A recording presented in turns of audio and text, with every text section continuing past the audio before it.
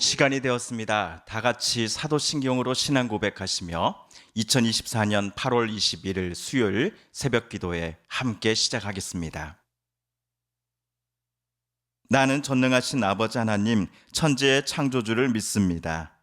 나는 그의 유일하신 아들 우리 주 예수 그리스도를 믿습니다. 그는 성령으로 잉태되어 동정녀 마리아에게서 나시고 본디오 빌라도에게 고난을 받아 십자가에 못 박혀 죽으시고 장사된 지 사흘 만에 죽은 자 가운데서 다시 살아나셨으며 하늘에 오르시어 전능하신 아버지 하나님 우편에 앉아 계시다가 거기로부터 살아있는 자와 죽은 자를 심판하러 오십니다. 나는 성령을 믿으며 거룩한 공교회와 성도의 교제와 죄를 용서받는 것과 몸의 부활과 영생을 믿습니다. 아멘. 오늘 우리 함께 읽을 기록된 하나님 말씀, 구약의 말씀 스가랴 제3장 1에서 10절까지의 말씀입니다. 구약 1315쪽경에 있는 스가랴서 제3장 1에서 마지막 10절까지의 말씀, 오늘 함께 읽고 묵상합니다. 대제사장 여호수아는 여호와의 천사 앞에 섰고 사탄은 그의 오른쪽에 서서 그를 대적하는 것을 여호와께서 내게 보이시니라. 여호와께서 사탄에게 이르시되 사탄아, 여호와께서 너를 책망하노라. 예루살렘을 택한 여호와께서 너를 책망하노라. 이는 불에서 꺼낸 그슬린 나무가 아니냐 하실 때에 여호수아가 더러운 옷을 입고 천사 앞에 서 있는지라. 여호와께서 자기 앞에 선 자들에게 명령하사 그 더러운 옷을 벗기라 하시고 또 여호수아에게 이르시되 내가 내 죄악을 제거하여 버렸으니 내게 아름다운 옷을 입히리라 하시기로 내가 말하되 정결한 관을 그의 머리에 씌우소서 하매 곧 정결한 관을 그 머리에 씌우며 옷을 입히고 여호와의 천사는 곁에 섰더라.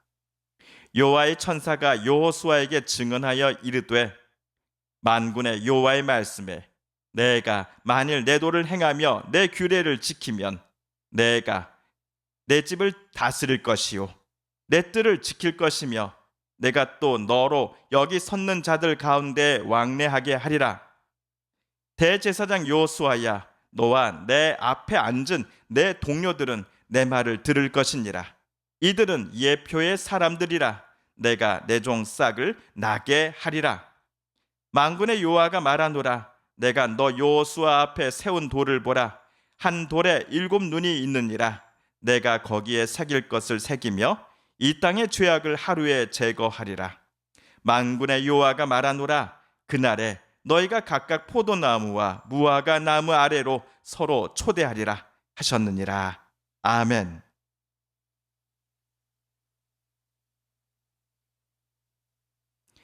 어제 우리는 스가랴서에 나오는 총 8가지의 환상 중 제3번째까지의 환상을 함께 읽었습니다.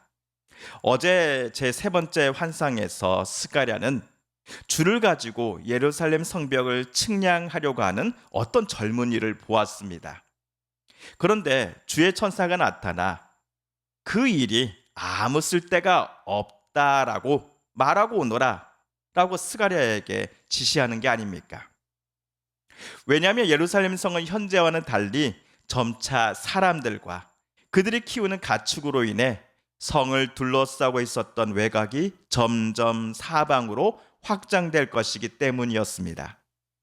여호와 하나님께서 하늘 초소에서 일어나셔서 예루살렘으로 내려와 그들과 함께 하실 것이기 때문이었습니다. 하나님께서 불로 둘러싼 성곽이 되어 주실 것이며 예루살렘 성내는 하나님으로 인하여 영광이 가득할 것이기 때문이었습니다. 바벨론 포로촌에서 이미 자리를 잡고 경제적으로나 사회적으로 풍요로운 삶을 즐기고 있었기에 예루살렘으로 귀환을 하지 않기로 마음먹었던 유대인들에게 스가랴는 하나님의 다음과 같은 명령을 전할 것입니다. 바벨론 성에 거주하는 시온아, 이제 너는 피할지어다. 바벨론에 아직 남아있기로 마음먹은 유대인들이 직접 예루살렘에 와서 하나님께서 이곳에 함께 해주심의 영광과 은혜를, 그리고 그 풍성함을 눈으로 똑똑히 보고 경험하라는 하나님의 명령을 선지자 스가랴는 대언하였습니다. 자, 한편 오늘 본문은 스가랴에게 하나님께서 보여주신 제 네 번째 환상입니다. 먼저 우리 1절을 새번역 성경으로 읽어볼까요? 시작. 주님께서 나에게 보여주시는데 내가 보니 여호수아 대제사장이 주님의 천사 앞에 서 있고 그의 오른쪽에는 그를 고소하는 사탄이 서 있었다.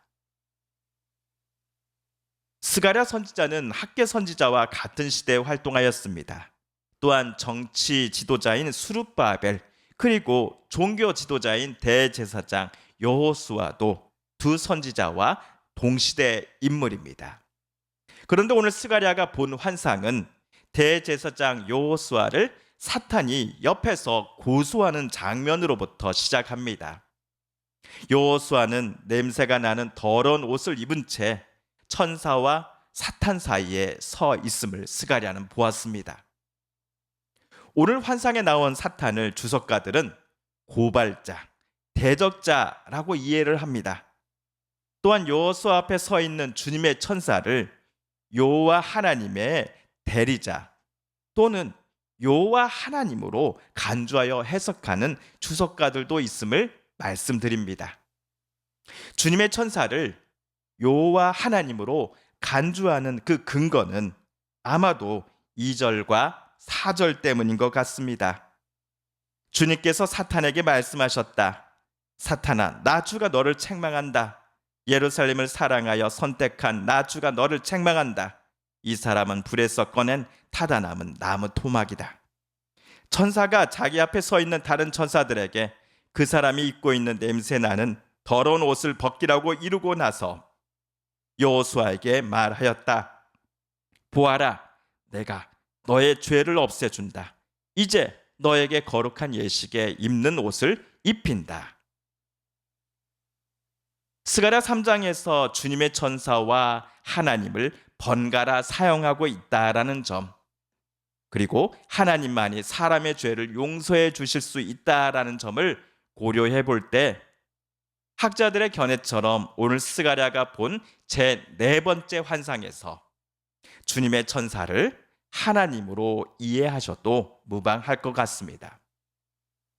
자, 그렇다면 오늘 환상에서 대제사장 여호수아가 더러운 옷을 입고 있다라는 것은 무엇을 의미할까요? 그리고 이 더러운 옷을 주님의 천사 또는 하나님께서 벗기라고 다른 천사들에게 명령하시고 그에게 깨끗한 관을 씌우시고 거룩한 예식에 맞는 옷을 입혀주라라고 지시하신 이유는 무엇일까요?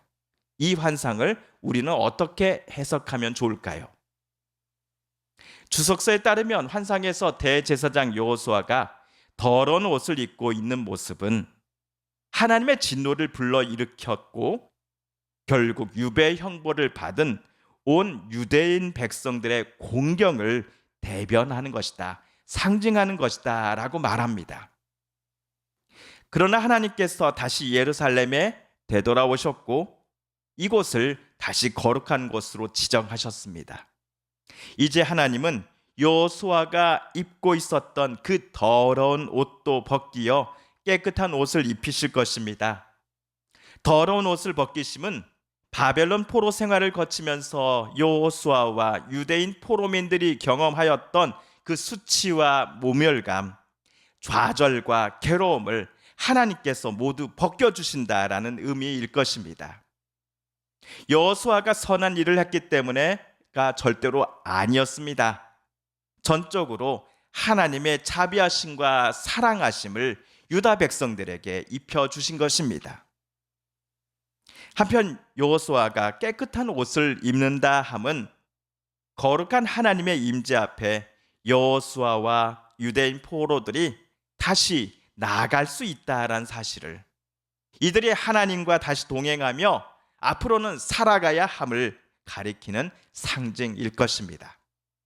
실제로 하나님께서는 오늘 6절, 7절에서 이렇게 말씀하셨습니다. 주님의 천사가 여호수아에게 경고하였다. 만군의 주님께서 이렇게 말씀하신다. 내가 내 도를 준행하며 내 율례를 지키면 내가 내 집을 다스릴 것이요 내 뜰을 지킬 것이며 여기에서 섬기는 사람들 사이를 자유로이 출입하게 할 것이다.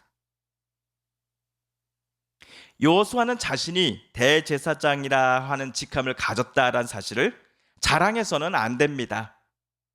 대제사장이면 대제사장에게 하나님께서 요청하셨던 바대로 살아야 합니다. 하나님의 도를 행할 때에야 비로소 여호수아는 대제사장으로서 하나님께서 당신의 집이라고 부르시는 예루살렘을 온전히 다스리게 될 것입니다. 하나님이 주시는 율례를 지키며 살아갈 때에야 그는 대제사장으로서의 권위와 존경을 다른 이들로부터 받게 될 것입니다. 이러한 조건은 다른 제사장들도 마찬가지입니다. 또한 자신들을 하나님의 백성이라고 자부해왔던 유대인들에게서도 마찬가지일 것입니다. 하나님이 그들에게 주셨던 율법과 도를 아는 것으로만 끝이 아니라 실제로 그들의 삶 속에서 행하며 살아가는 것이야말로 하나님께서 그들에게 요청하시는 가장 큰 것이기 때문입니다. 하나님께서는 여호수아와 그의 동료들에게 새싹이라고 부르는 나의 종을 너희에게 보내겠다라고 말씀하셨습니다. 또한 대제사장 여호수아 앞에 하나님은 돌 한 개를 놓으실 것인데 그 돌은 7눈을 가졌다라고 쓰여져 있습니다. 오늘 환상에서 새싹이 무엇이지? 누구를 뜻하는 거지? 그리고 이 7눈을 가진 돌을 어떻게 해석해야 하지? 이 질문에 대해서 우리뿐만 아니라 학자들도 여전히 어려워합니다. 그럼에도 이 돌을 하나님께서 여호수아와 그의 동료들 그리고 이들의 동포들이 함께 살아가는 예루살렘에다가 놓으신다라는 것은 아마도 하나님께서 그들과 함께 계실 것이다라는 것을 약속하시는 선언이 아닐까 싶습니다. 10절에서 서로 자기 포도나무와 무화과 나무 아래로 이웃들을 초대하는 날이다라는 하나님의 말씀에 비춰볼 때에 실제로 그 돌이 여호수아 대제사장 여호수아 앞에 놓여지는 날은 여호와 하나님께서 백성들과 함께 하시며 그들을 지켜주시는 날임에 틀림없습니다. 한편 새싹에 대해서는 스가랴 6장을 다음에 묵상할 때 좀 더 자세히 살펴보도록 하겠습니다. 성도 여러분, 우리도 예수 그리스도로 말미암아 죄 씻음을 받았고 하나님의 자녀가 되는 권세를 얻게 되었습니다. 이제는 예수님으로 말미암아 벗어 던져 놓았던 옛사람의 옷을 또다시 입지 말아야 하겠습니다. 예수님으로 말미암아 새 옷을 입은 우리들이니 오직 성삼위 하나님만을 사랑하며 하나님만을 늘 소망하는 우리가 되어야 하겠습니다. 주님께서 가르쳐 주신 기도를 드리며 스가랴서 말씀 묵상 제 6번째 시간을 모두 마칩니다.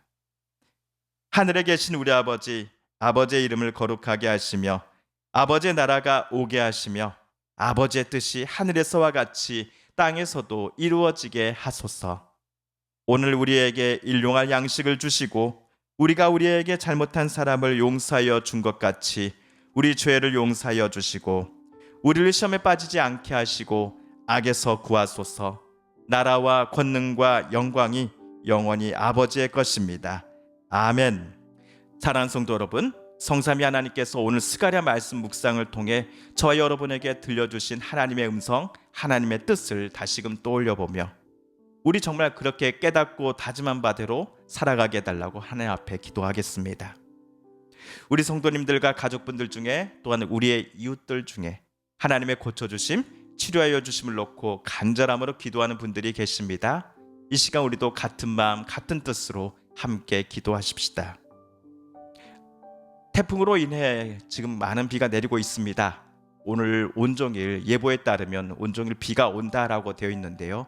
아무쪼록 태풍의 어떠한 피해도 입지 않으셨으면 좋겠습니다. 이번 태풍도 무사히 잘 지나갈 수 있게 해달라고 하나님 앞에 기도하십시다. 여전히 계속되고 있는 세계 곳곳에 전쟁과 내전을 하나님 멈춰 주시옵소서.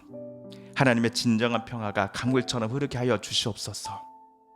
마지막으로 우리가 가지고 나온 간절한 기도 제목 하나님께 아뢰며 하나님의 은혜의 보좌 앞으로 우리 더 가까이 나아가겠습니다. 함께 개인 기도 시간 갖습니다.